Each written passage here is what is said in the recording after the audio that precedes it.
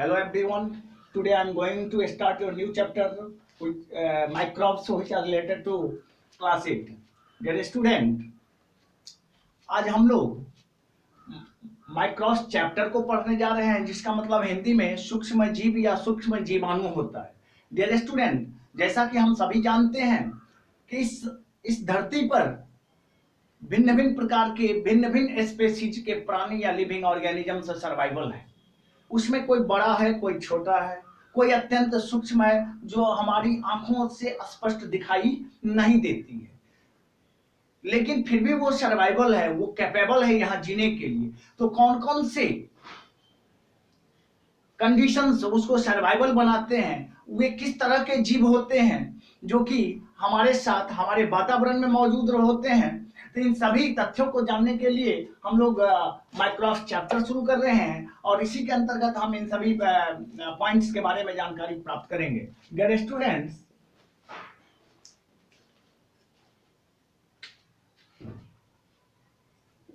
On this earth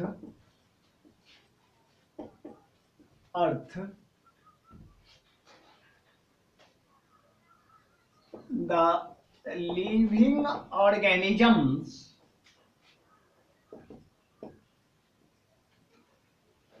on this earth, the living organisms are found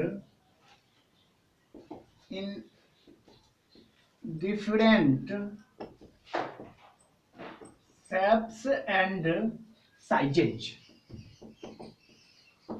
इस धरती पर बहुत सारे प्रकार के लिविंग ऑर्गेनिजम्स मौजूद होते हैं जो कि अपने आकृति और साइजेज के हिसाब से अलग थलग एक दूसरे से होते हैं। कोई बहुत विशाल है, भीमकाय है, तो कोई बहुत अत्यंत छोटा है। कुछ एक ऐसे जीव है जो स्पष्ट हमारी आंखों से नहीं दिखाई देती है। For example, some organisms are as big as whale. Some organisms are as big as a whale, while some organisms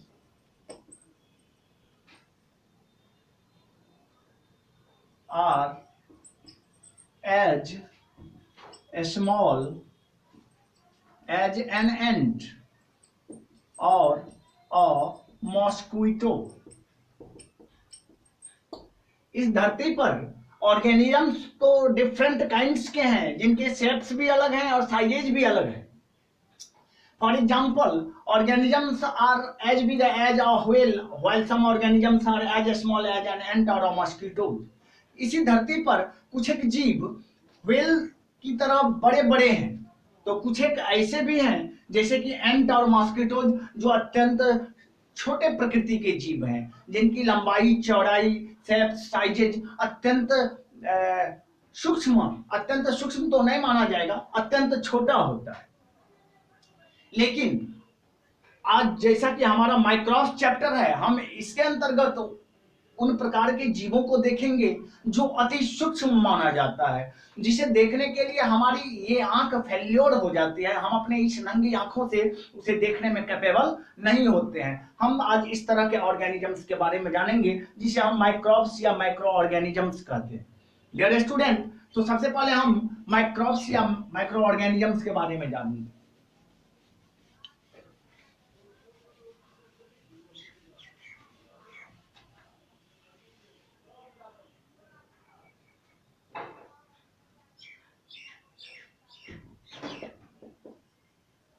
But some organisms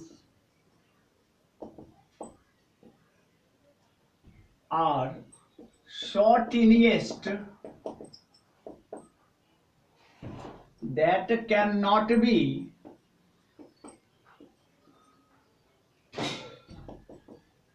visible to us with the naked eyes. लेकिन इसी धरती पर कुछ एक ऑर्गेनिजम्स मॉस्क्यूटोज एंट से भी अत्यंत सूक्ष्म और महीन माने जाते हैं, जिसे हम इस नंगी आंखों से देखने में सक्षम नहीं होते हैं। Such type of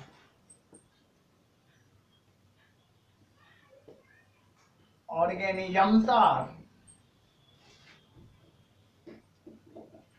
termed as microbes और microorganisms.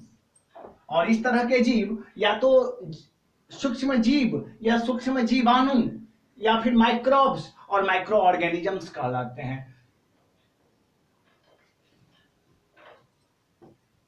The word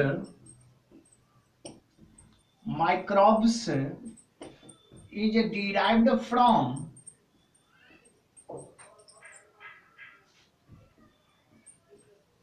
the Greek word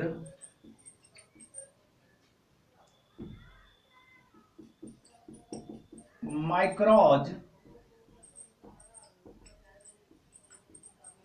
which means a small organisms।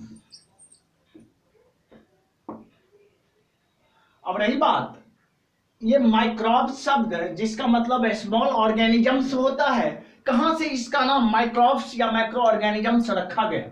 Dear student, the word microbes is derived from the Greek word micros. ये ग्रीक में हम इसी माइक्रोब्स को क्या कहते हैं, माइक्रोज कहते हैं, और उसका मतलब भी वहां क्या होता है, स्मॉल ऑर्गेनिजम्स, जिसका मतलब है छोटे छोटे जीव।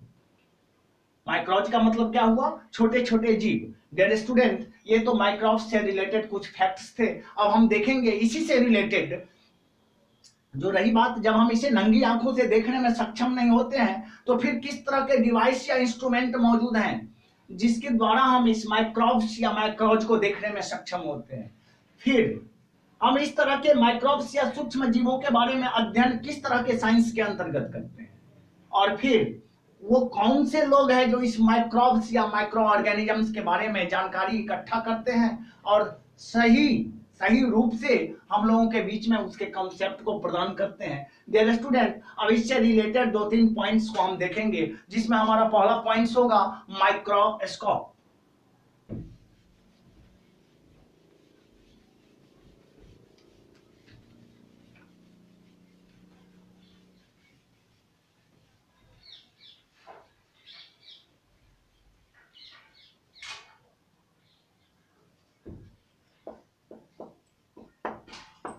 माइक्रोस्कोप, जिसे हम हिंदी में सूक्ष्मदर्शी कहते हैं। क्या कहते हैं, सूक्ष्मदर्शी। इसके सहायता से हम सूक्ष्म जीवाणुओं को, अत्यंत छोटे छोटे जीवाणुओं को देख सकते हैं, परख सकते हैं, अवलोकन कर सकते हैं। An instrument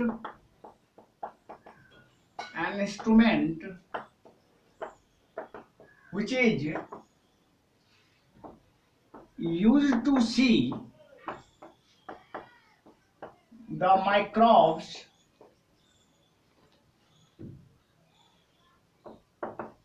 is called a microscope।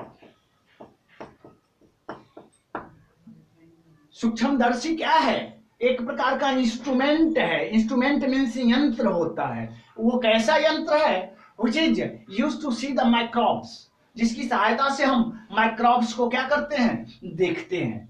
such an instrument is referred as microscope। फिर हम इससे रिलेटेड दूसरे पॉइंट्स को देखेंगे जिसे हम माइक्रोबायोलॉजी कहते हैं।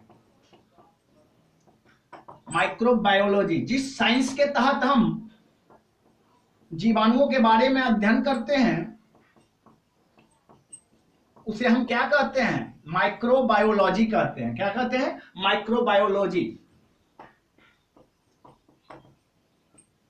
The science that deals with the study of microbes is called microbiology. सूक्ष्म जीव विज्ञान क्या है? The science that deals with the study of microscope, ऐसा विज्ञान जो जीवाणुओं का अध्ययन करता है, भिन्न भिन्न तरह के जीवाणुओं का। Innumerous amount of microorganisms are found on this earth, बहुत सारे असंख्य जीव मौजूद हैं, और उसके बारे में जो साइंस हमें बोध कराता है, जो साइंस हमें अनुभव प्रदान करता है, वही साइंस आपका क्या कहलाता है? माइक्रोबायोलॉजी कहलाता है। फिर इसी से रिलेटेड हम तीसरा टर्म देखेंगे जिसको हम माइक्रोबायोलॉजिस्ट कहते हैं। माइक्रोबायोलॉजिस्ट, जिसे हम सूक्ष्म जीव विज्ञानी कहते हैं। क्या कहते हैं? सूक्ष्म जीव विज्ञानी। सूक्ष्म जीव विज्ञानी।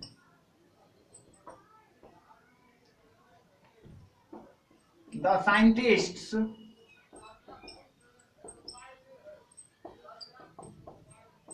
which study about the microbes are called microbiologists. Microbiologists.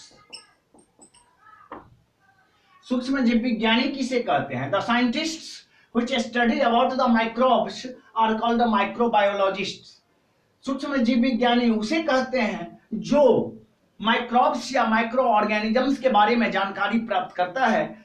Such scientists are termed as microbiologists. Dear student, ये माइक्रोस्कोप जिसे हम सूक्ष्मदर्शी कहते हैं, ये माइक्रोबायोलॉजी जिसे हम सूक्ष्म जीव विज्ञान कहते हैं, और ये आपका टर्म माइक्रोबायोलॉजिस्ट से है जिसे हम सूक्ष्म जीव विज्ञानी कहते हैं। डियर स्टूडेंट्स, हम अब नेक्स्ट स्टेप पर अब देखेंगे जो ये माइक्रोब्स किस तरह के वातावरण में अपने आप को सर्वाइवल बनाते हैं। डियर स्टूडेंट, तब हम चलते हैं to the point habitats of microorganisms को देखेंगे।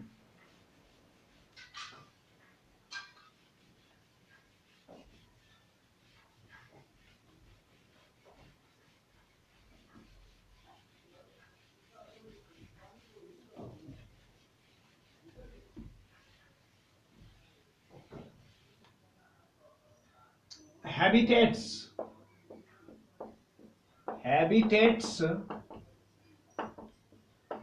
of microorganisms, किस तरह के परिवेश में सभी तरह के सूक्ष्म जीवाणु या सूक्ष्म जीव अपना सर्वाइवल करते हैं, अपना ग्रो करते हैं, फिर अपने लाइफ साइकिल्स को चलाते हैं। उस तरह के हम हैबिटेट्स और परिवेश के बारे में जानेंगे। पहला point, these microbes are found everywhere in soil, air, water, marshlands,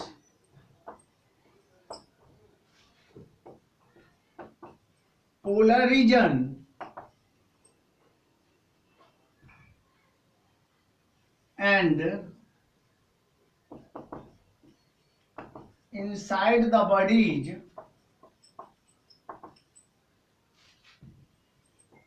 of the other living organisms.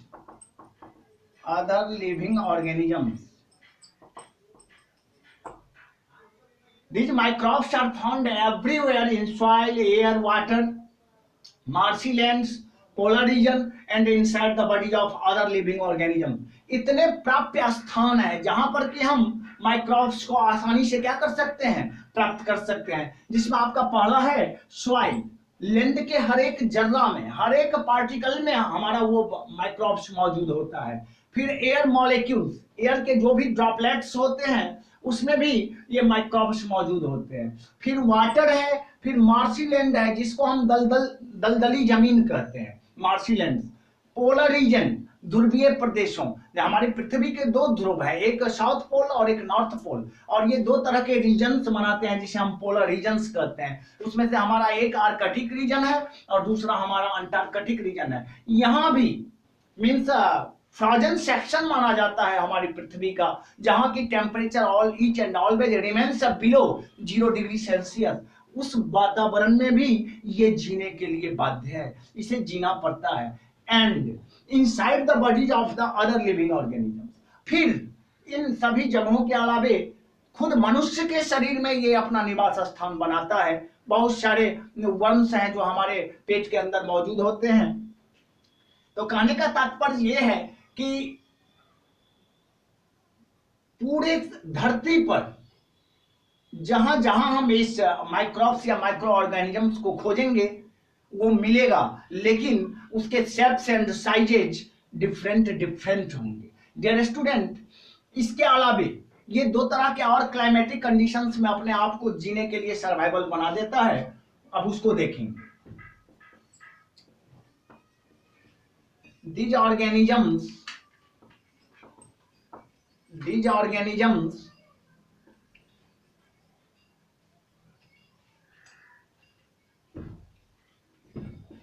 can grow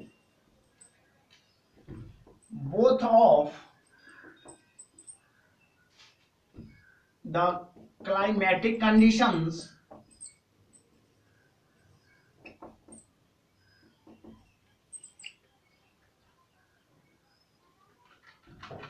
such as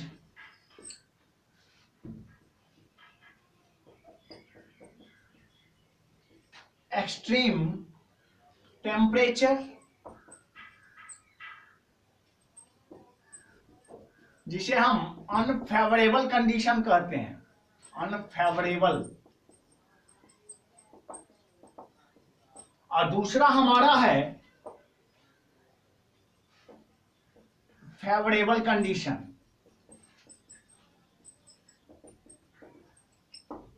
dear student, अब हमें ये समझना है कि कैसे इस तरह के जीव, इस तरह के micro organisms sometime favourable condition में और समटाइम अनफेवरेबल कंडीशन में अपने आप को सर्वाइवल बनाते हैं, जीने योग्य बनाते हैं। तो dear student, in unfavourable condition, in this delicate condition, वो अपने शरीर के चारों ओर एक पुटी या शिस्ट का निर्माण करता है। जैसे हम लोग भी अपने शरीर को सुरक्षा प्रदान करने के लिए, अगर बारिश ज्यादा हो रही है, धूप ज्यादा तेज है, तो छाता, फिर रेनकोट इत्यादि को धारण करते हैं, जो हमारे बॉडी को कवर करके रखता है। वैसे ही जब अनफेवरेबल कंडीशन इन ऑर्गेनिजम्स के को फेस करना पड़ता है, तब ये अपने शरीर के चारों ओर एक तरह का आवरण या पुटी तैयार कर लेता है, जिसे हम शिस्ट कहते हैं। तो सबसे पहले हम देखेंगे इसके अनफेवरेबल कंडीशन में सर्वाइवल कैसे ये करते हैं।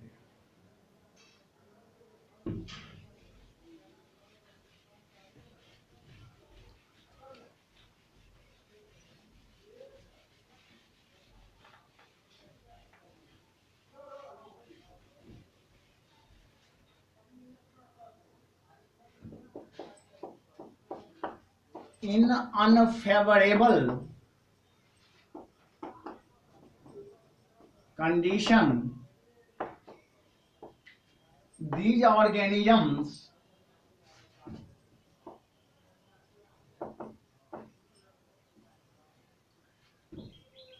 form a hard outer covering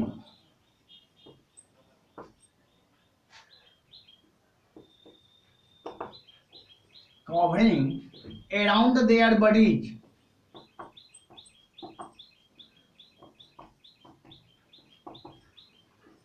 called a cyst, जिसे हम पुटी कहते हैं। क्या कहते हैं? पुटी।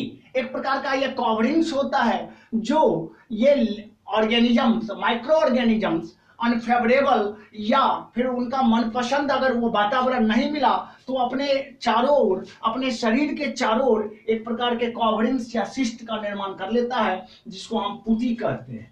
अब रही बात, ये इस तरह के अनफेवरेबल कंडीशन से क्या निकल पाता है, तो हम कहेंगे हाँ, ये अनफेवरेबल कंडीशंस को फेस भी करता है और उससे 3-4 महीने के बाद जब वो फेवरेबल कंडीशन को प्राप्त करता है, फिर वो अपना जो है मल्टीप्लाइज और लाइफ साइकिल को चलाना क्या कर देता है, शुरू कर देता है। When these microorganisms get favorable conditions,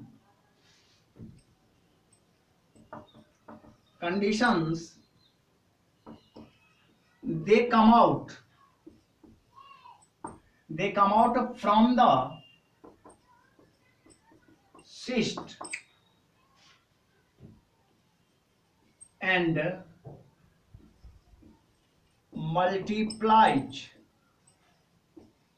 and goes through their life cycles। और जब इन माइक्रो ऑर्गेनिजम्स को उचित वातावरण, उचित कंडीशंस प्राप्त होता है, तो ये सिस्ट को तोड़ के अपने आप सिस्ट ब्रेक कर जाता है, उसका पुटी अपने आप टूटता है और उसमें से हजारों लाखों की संख्या में वो क्या कहते हैं माइक्रो ऑर्गेनिजम्स निकलता है और अपना वो मल्टीप्लाइज या फिर ब्रीडिंग करना क्या कर देता है, अपनी संख्या को, अपनी जनरेशंस को बढ़ाना क्या कर देता है, शुरू कर देता है। And go through their life cycles, और इस तरह से उसका जीवन चक्र क्या हो जाता है, शुरू हो जाता है। डियर स्टूडेंट, अब हम देखेंगे माइक्रो ऑर्गेनिजम्स के टाइप्स कितने होते हैं।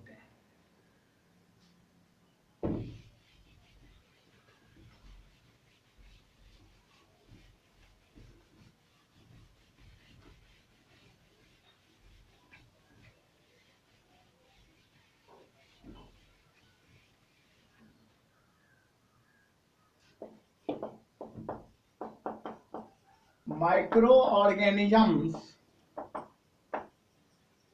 are mainly of two types।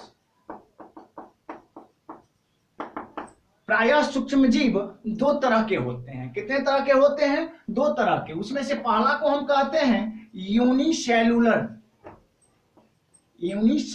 Microbes, और दूसरा है हमारा multicellular microbes.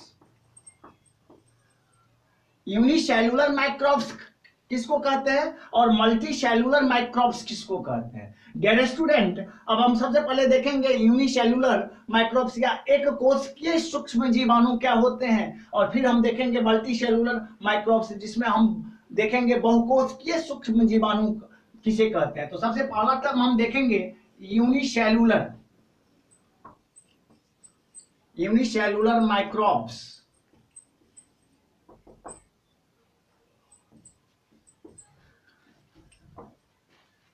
Those microbes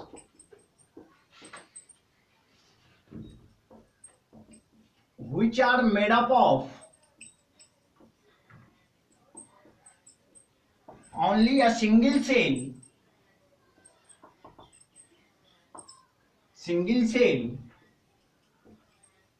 are called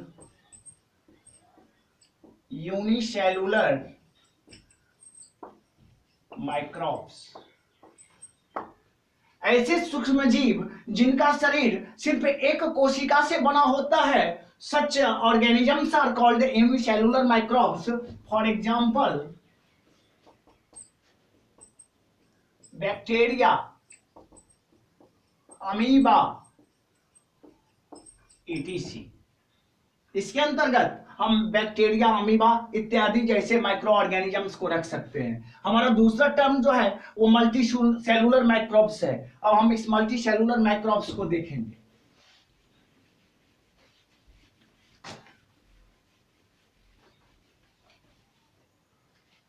multi cellular microbes,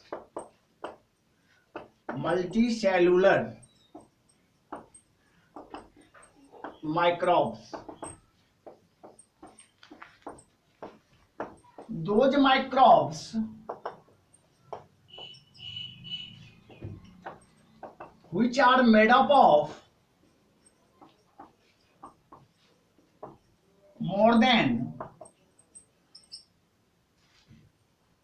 one cell